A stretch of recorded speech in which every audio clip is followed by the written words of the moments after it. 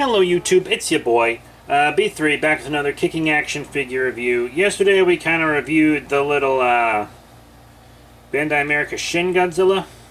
Maybe not yesterday, but last time. And today we are reviewing the NECA Return of Godzilla Remake. They've made the 84-85 Godzilla before, but this is the remake version. I have the original, and you will see kind of a comparison of them in this video. Lucky you. Yeah, you should subscribe or whatever.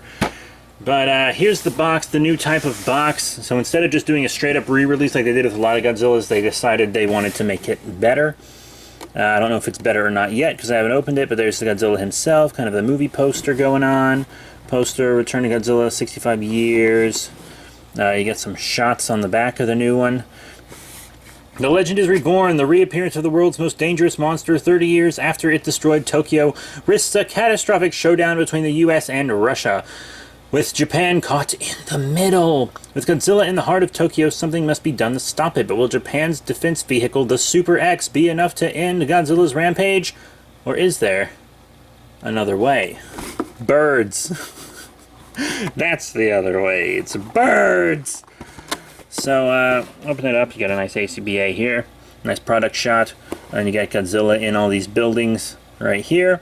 You can definitely tell just by looking at him that he's a completely, not a completely new figure, but a new figure. So let's get him out of package. So here he is out of package, the NECA Godzilla 1984 Remake. It's not that different. Everyone talks about it like it's this big brand new thing, but it's almost exactly the same figure. Let's do a quick comparison before we get into the review itself. As you can see, it's not much new. I mean, the head sculpt might be a tad different, but I don't really think so. And see how the spines are kind of painted on the top of this head, but not on the top of the head of the new one? Less paint on the new Godzilla. He's got a new neck, that's for sure. Because he's got different spines on the neck, but the spines on this neck aren't as painted as the spines on this neck. Now, the spines on each Godzilla are completely different. I have to admit, these are the superior spines. But I didn't mind these, to be completely honest.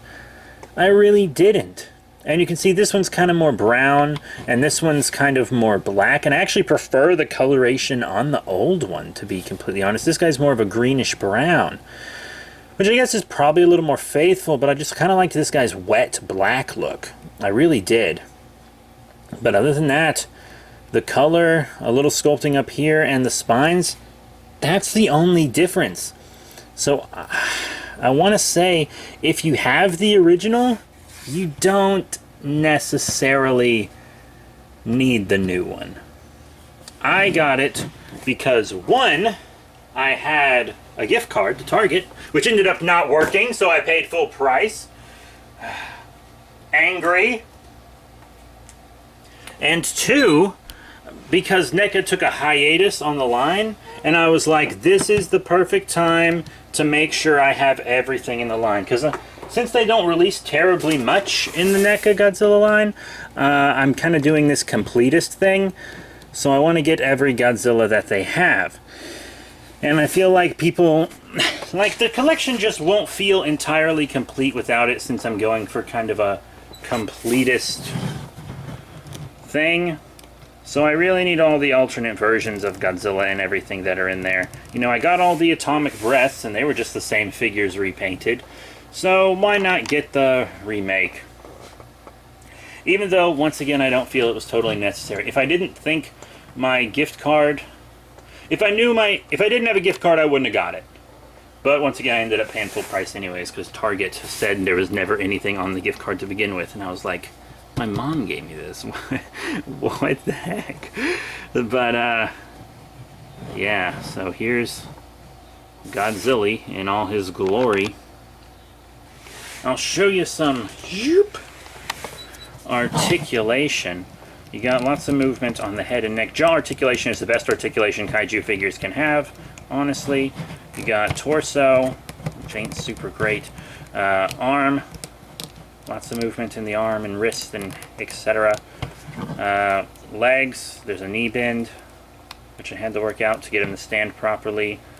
Some foot articulation. Segmented tail all the way to the point where you pop the tail in, and then that's a bendy wire.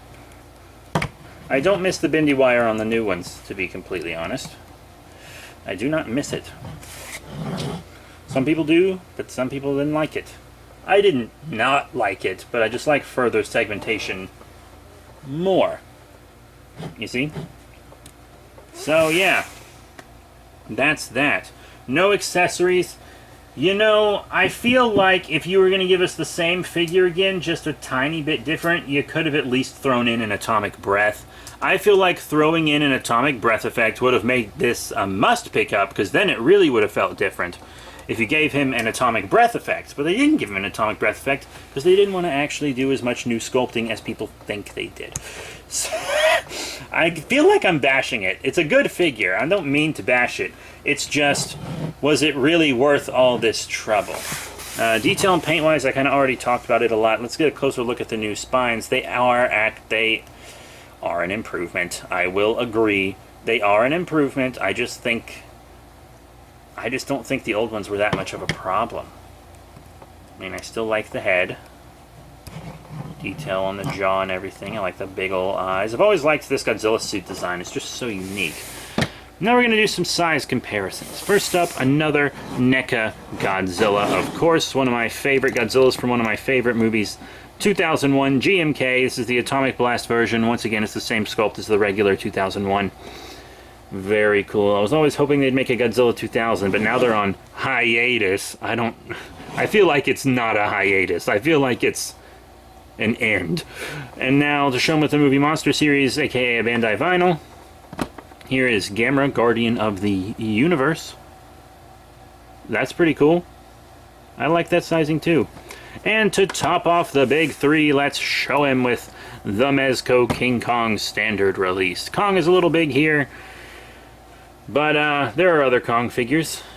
And NECA's making their own Kong, actually, so I can't wait to see how the NECA Kong scales with the NECA Godzilla line. I am so excited for the NECA Kong. I've been wanting them to make a Kong for years, and I'm glad it's finally happening. But until then, this is my go-to Kong figure in my collection. I really like it.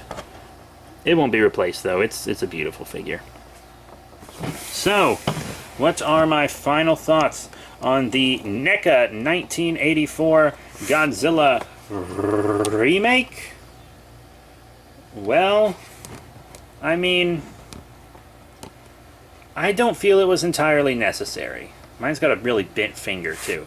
But I don't feel like it was entirely necessary. I just really don't. I mean, is it an improvement? Yes.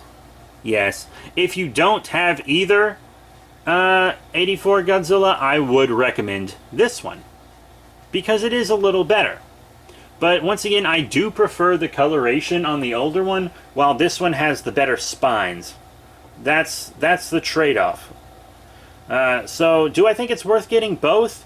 Not entirely. Just pick the one you prefer and get that one, probably. Unless you're a completist for the line. But if you're just getting some of the NECA Godzillas and not trying to complete the whole line, then there's no point in getting both.